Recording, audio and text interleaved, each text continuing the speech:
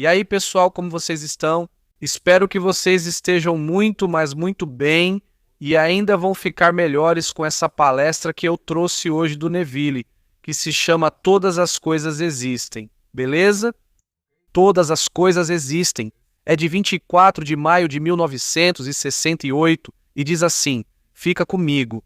Não é muito longa, mas é bem interessante. Traz muito ensinamento e traz algumas experiências místicas, tanto dele quanto de alguns dos seus participantes. Então preste muita atenção. Ele diz: tudo o que você contempla, mesmo que pareça externo, está dentro, na sua imaginação, da qual este mundo mortal não é mais do que uma sombra. William Blake.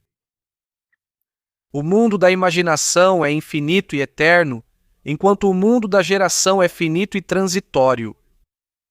Neste mundo eterno existem as realidades permanentes de tudo. Seus reflexos estão aqui plasmados em um cristal chamado natureza. Ok, então aqui Neville está fazendo uma distinção entre o mundo da imaginação, que é onde tudo existe, e o mundo da geração, que é finito e transitório, ou seja, este mundo tridimensional. Tudo bem? Então, e veja como Neville é poético, é elegante, não é? Ele diz: neste mundo eterno existem as realidades permanentes de tudo. Seus reflexos estão aqui plasmados em um cristal chamado natureza. Elegante o Senhor. Ele diz: o carvalho é derrubado pelo machado e o cordeiro cai pela faca, mas suas formas eternas existem para sempre e se renovam com a semente do pensamento contemplativo. Aqui ele cita William Blake novamente.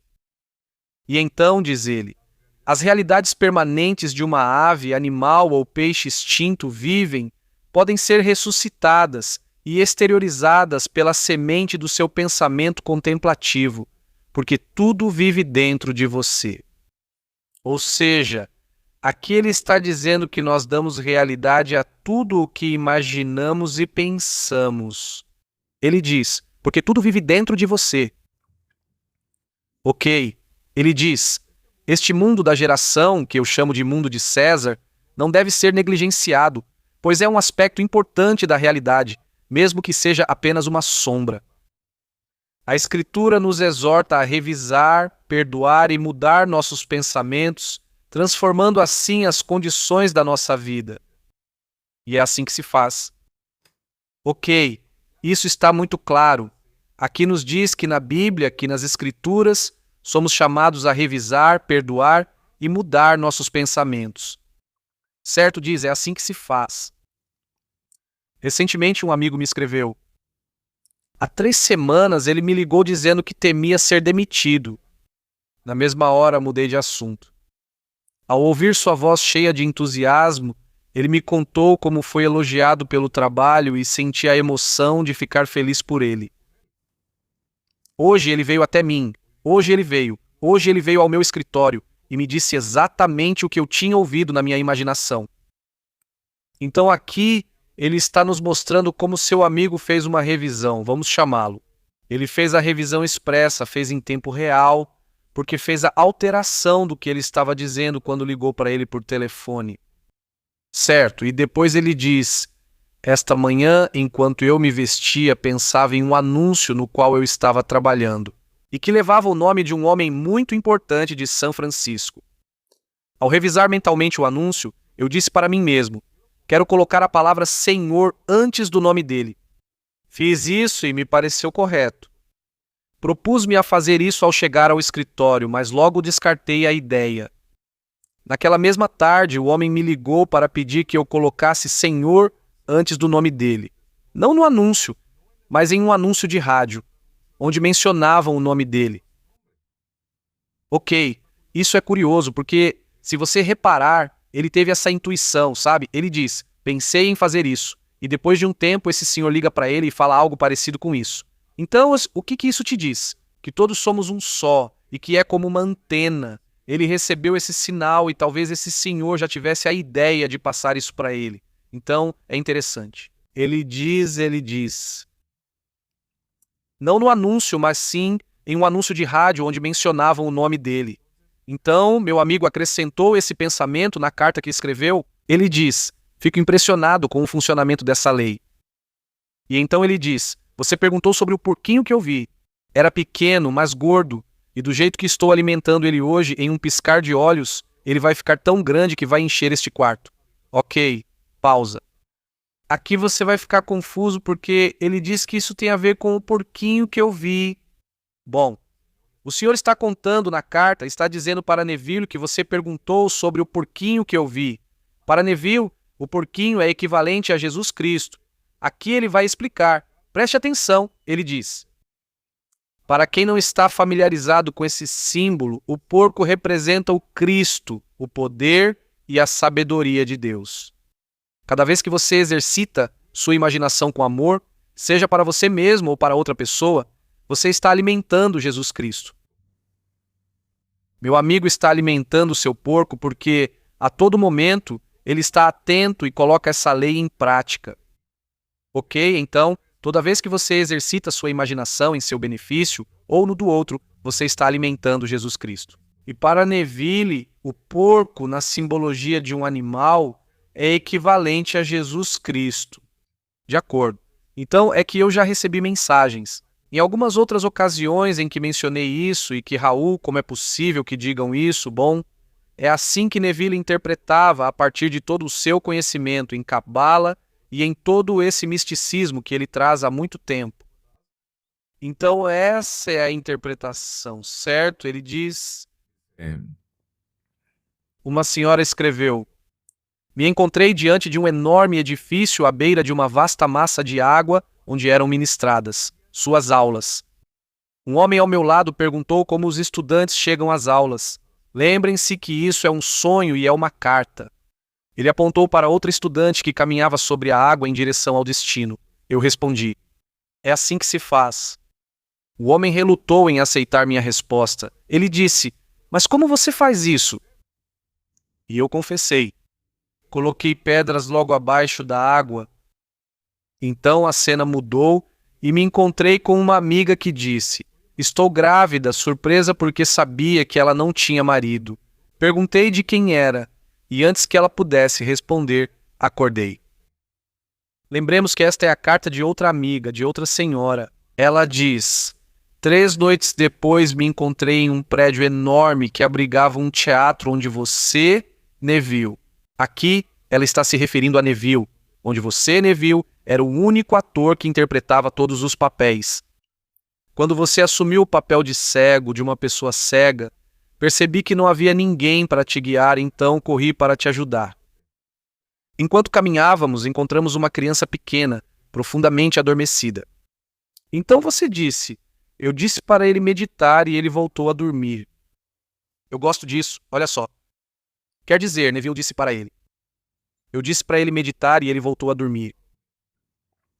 A cena mudou e eu me vi observando enfeites de papel pendurados sobre uma porta.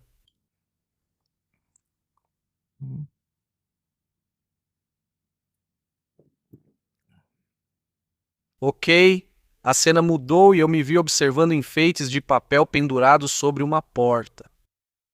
Estendi a mão para tirá-los quando um vento fortíssimo me pegou e senti como se estivesse sendo levado nos braços de um homem muito forte e acordei dizendo: eu te amo, Senhor. É dó na e já em osso livro aqui. Esta maravilhosa série de não revelou muito. Esta mulher admitiu ter atravessado a água caminhando sobre uma base sólida, ou seja, as pedras. Agora, a Bíblia é uma parábola do começo ao fim, e a água é símbolo da sua verdade psicológica. Ok, a água representa uma verdade psicológica. A interpretação literal de uma parábola é sólida como uma rocha. Quando se descobre, veja, a interpretação literal de uma parábola é sólida como uma rocha. Ou seja, aqui ele está equiparando as pedras que a mulher colocou, que explicou ao homem em seu sonho, que assim ele caminhava sobre a água. Certo? Ele diz: quando se descobre o significado da parábola, a pedra é retirada e encontra-se a água. No entanto, se alguém deseja um pouco de realidade sólida neste mundo enquanto brinca com essa verdade psicológica, elas se tornam degraus sob a água. Amar o que se ouve não é suficiente. Isso é bom. Amar o que se ouve não é suficiente. É preciso estar disposto a ir com tudo e caminhar sobre as águas. Por outro lado, sentindo-se obrigada a praticar, já que vivia em um mundo real onde era preciso pagar aluguel, comprar comida e roupas, ela é incapaz de caminhar pela fé nesse momento. Quer dizer que, pelo que eu entendo, é como se essas pedras fossem como essas dúvidas, sabe? Como se você não acreditasse tanto, ele diz. Pelo mesmo motivo, porque ela se sentia obrigada a praticar, já que vivia em um mundo real onde precisava pagar aluguel, comprar comida e roupas. Então, ela sentia dúvidas, ele diz. Permitam-me dar a vocês uma definição que me veio à mente sobre a palavra fé. Ou seja, a fé dela não era totalmente completa, não estava cheia, sabe? Ok, ele diz. A fé é a apropriação subjetiva de uma esperança objetiva. Quando meu amigo revisou a primeira conversa telefônica, ele se apropriou subjetivamente do que esperava que se realizasse para o amigo dele. Ele se manteve fiel ao seu ato imaginário e a confirmação chegou. Faça como meu amigo e você experimentará a sensação gloriosa de andar sobre as águas em seu mundo místico. Ok, então ele está te dizendo que você tem que ter fé plena como o amigo que só imaginou e deixou acontecer, sabe? No meu caso, fui arrastado, aqui está conversando de novo, no meu caso, fui arrastado por um magnífico ganso, símbolo do Espírito Santo. Aqui ele está nos dizendo que um ganso é o símbolo do Espírito Santo. Se você está conhecendo Neville agora, vai se deparar com coisas assim que você fica tipo, o que está acontecendo? Mas aqui ele está explicando, diz, ganso, símbolo do Espírito Santo. Depois de lançá-lo com uma corrente de prata, símbolo do conhecimento, me impulsionou sobre essas águas fabulosas. Ele é quem vai te guiar em todas as coisas, como está narrado no capítulo 14 do Evangelho de João, certo? Então, o ganso, símbolo do Espírito Santo, é quem vai te guiar em todas as coisas, como está narrado no capítulo 14. Também vamos lembrar que para Neville também, o que é o Espírito Santo é essa intuição que está em todos nós e que é quem nos guia através das nossas ações e das coisas que fazemos. No mundo de César, de forma inspirada, diz, a senhora viu o homem proteico quando me viu interpretando todos os papéis. Quando ela sonhou com Neville fazendo o papel do cego, certo? Como a sonhadora do sonho foi fecundada por aquele com quem falou ao acordar dizendo, eu te amo, Senhor. Maria não sabia o nome de quem a fecundou, mas era o mesmo Senhor, o mesmo eu sou. No sonho dessa mulher, ela foi brutalmente honesta consigo mesma. Quando o homem insistiu para que ela contasse como ela havia atravessado a água. Aqui voltamos à questão das pedras. Ela disse que poderia ter dito que caminhou sobre a água. Em vez disso, ela contou exatamente como fez, admitindo assim que não tinha seguido as regras ao pé da letra, mas que tinha um pequeno apoio ou respiro caso as coisas não dessem certo. Ou seja, ela tinha aquelas pedras debaixo d'água para caminhar sobre elas caso as coisas não dessem certo. Certo? Diz. Em Barbados, temos um ditado que diz, tem uma pinça traseira, que significa que tem um dinheiro guardado no banco, uma pequena renda ou algo para recorrer caso seja necessário.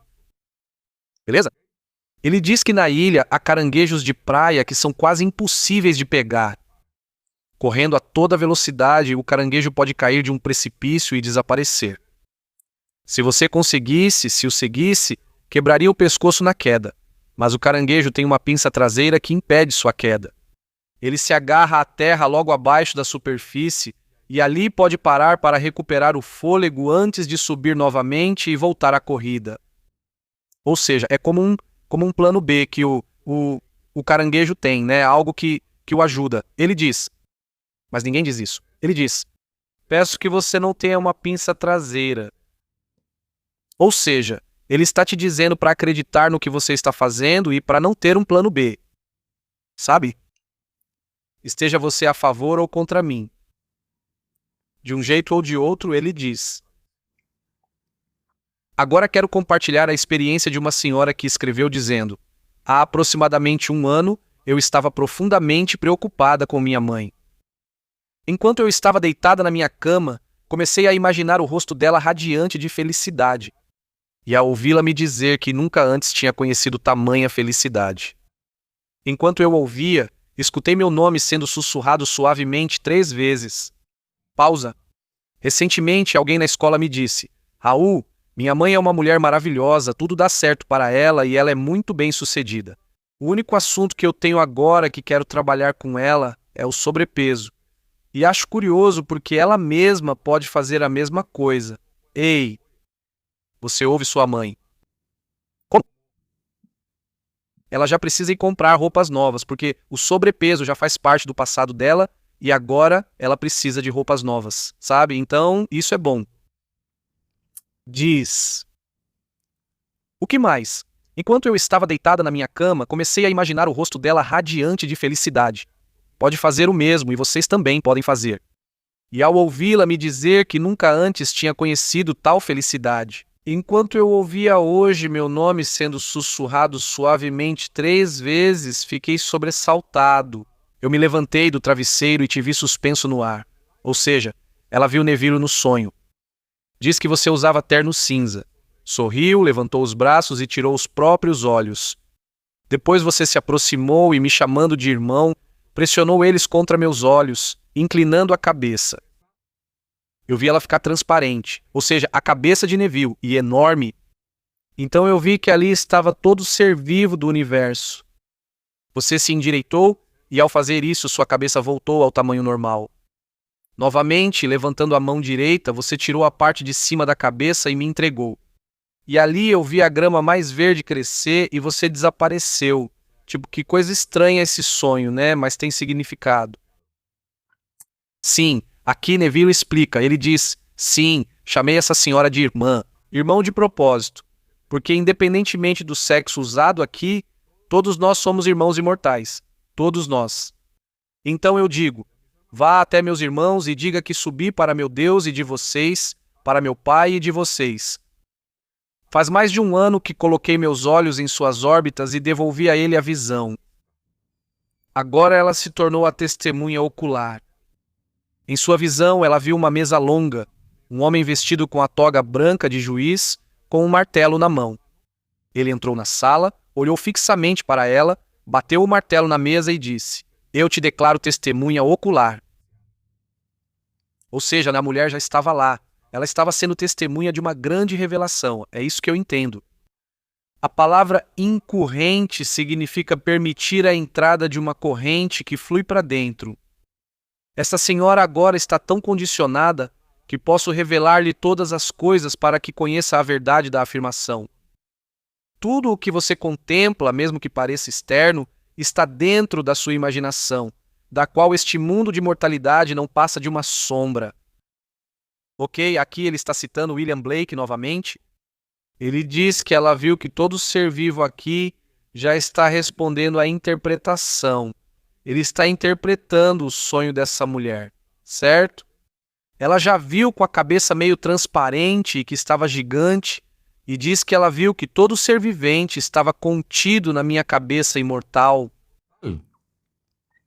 Destrua a peça que agora viu ou qualquer coisa no meu mundo, e se a reproduzir, eu a reproduzirei de novo, pois minha cabeça imortal não pode ser destruída.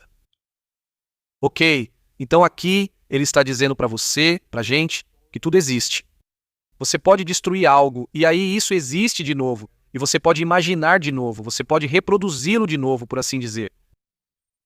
Minha cabeça imortal não pode ser destruída, ele diz. Comece agora a praticar o que a Bíblia chama de arrependimento, que é uma mudança radical de atitude. Isso é algo que eu sempre menciono na maioria dos meus vídeos, que eu digo: ei, é preciso ter uma mudança radical de atitude. Não podemos continuar agindo, pensando e reagindo como o velho eu. E para isso é necessário uma mudança radical de atitude. Ele diz: seja qual for. Se não se ajusta ao seu ideal, mude-o apropriando-se da sua meta. Desculpe, mantenha-se fiel a ela e nenhum poder terreno poderá impedir você de alcançá-la. Ouse e ande sobre as águas. Não seja como Pedro, cuja compreensão lhe dizia que a imaginação não fazia sentido, simbolizada por seus pés. Aqui estamos nós. Ele está fazendo alusão àquela história em que Pedro estava no barco com os discípulos e viram Jesus caminhando sobre as águas. E quando ele diz venha, é isso que está dizendo. Ele diz, ouse e ande sobre a água. Não seja como Pedro, cuja compreensão dizia que a imaginação não fazia sentido, simbolizada por seus pés, ou você vai se afogar no mar da ilusão. A imaginação, conversando com sua fé, disse a Pedro, venha. E enquanto Pedro caminhava, olhou para baixo para ver como aquilo era possível e afundou. Meu amigo, que não olhou para baixo, caminhou sobre as águas em direção ao seu desejo realizado. E assim foi. Aqui está se referindo àquele que falou por telefone, certo? Aquele que teve a ligação com o amigo. Todas as histórias bíblicas se cumprirão literalmente em diferentes níveis do seu ser. Você vai experimentar todas porque é Jesus Cristo. Blake expressa isso com grande beleza. Os desejos e as percepções do homem, não ensinados por nada além dos órgãos dos sentidos, devem se limitar aos objetos dos sentidos. Portanto, Deus se faz homem para que o homem possa se tornar Deus. Ok? Ele diz, se você soubesse o que os seus sentidos revelam, se você soubesse o que os seus sentidos revelam, você nunca perceberia nada além deles. Seria terrível permanecer apenas como um mero órgão sensorial e nunca transcender isso. Ou seja, ele está dizendo que seria terrível se não houvesse nada além disso. E nunca transcender isso, ele diz. Mas Deus trouxe consigo a criação ao se encarregar, ao se encarnar na humanidade. E você está aqui para despertar para essa realidade. Se Deus não tivesse se tornado seu, você seria apenas um corpo animado, limitado ao que seus sentidos pudessem revelar. Mas ao ter se tornado seu, Deus está despertando e lhe concederá desejos e sua realização. Muito além dos sonhos mais ousados daqueles que ainda se limitam aos sentidos. Ele diz, quando Blake disse, tudo o que você vê, mesmo que pareça externo, está dentro de você. Ele falava sério.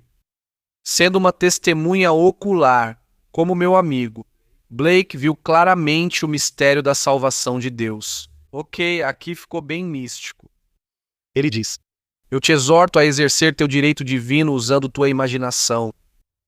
Seja como meu amigo, que agora alimenta conscientemente seu porco.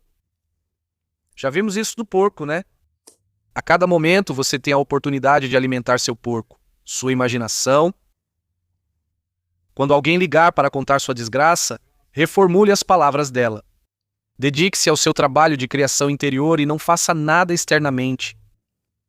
Use sua imaginação e deixe que suas palavras ganhem vida. Tudo é possível para você porque você é pura imaginação e a imaginação cria a realidade. E sabendo o que você quer, imagine que você já tem. Sabendo o que você quer ser, imagine que você já é. Aproprie-se subjetivamente da sua esperança objetiva. E você terá assumido uma virtude que não tinha. Não peça ajuda a ninguém e não se sinta sufocado procurando um refúgio se a imaginação falhar. Em vez disso, aprenda a confiar no seu verdadeiro ser, que é Jesus Cristo. Gostei disso, está bonito. Ele diz, Jesus, sua maravilhosa imaginação humana, é sua esperança de glória e não há outro Cristo. Definida como o Pai, Ele e a sabedoria de Deus. A imaginação está em agonia até que Cristo seja formado em você. Nesse dia, sua história mudará de antes de Cristo para depois de Cristo. E cada ano seguinte será o ano do Senhor. Ou seja, é assim que eu entendo. Antes de Cristo, quando estamos inconscientes, quando não sabemos dessa informação. Quando nos deixamos abater diante dos fatos aparentes. Porque estamos inconscientes. Isso é antes de Cristo.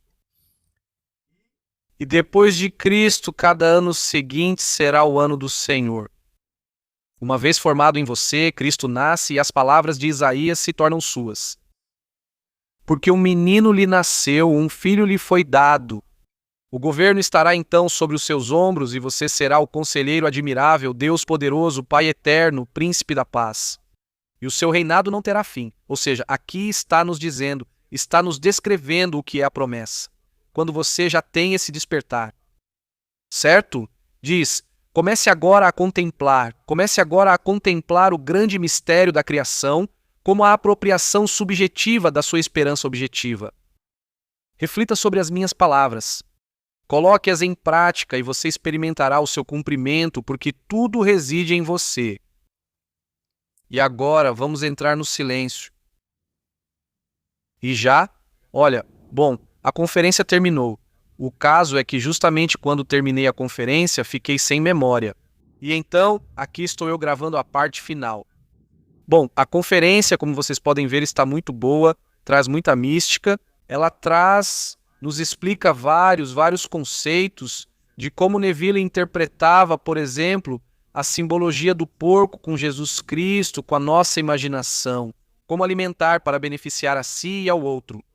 Ela nos ensinou sobre a revisão, ela nos ensinou sobre esse conceito do Espírito Santo, relacionando-o com o ganso. O Espírito Santo é a nossa intuição que nos leva à realização do nosso objetivo. Então esse ensinamento é bom. Como vocês podem ver, outra coisa, todas as coisas já existem. Todas as coisas já estão aí prontas para que você as habite, para imaginá-las, experimentá-las e deixar que se expressem no mundo de César. E, acima de tudo, a confiar. A confiar no que você está fazendo, a não precisar colocar pedras debaixo d'água para acreditar, para não ser como o caranguejo de Barbados, dessa história que eles têm em Barbados, sabe? Uma história, então, desse ditado que dizem que existe em Barbados, de que tinha que ser um gancho do caranguejo. Então ele te diz, ei, é que você tem que ter fé. Você tem que acreditar.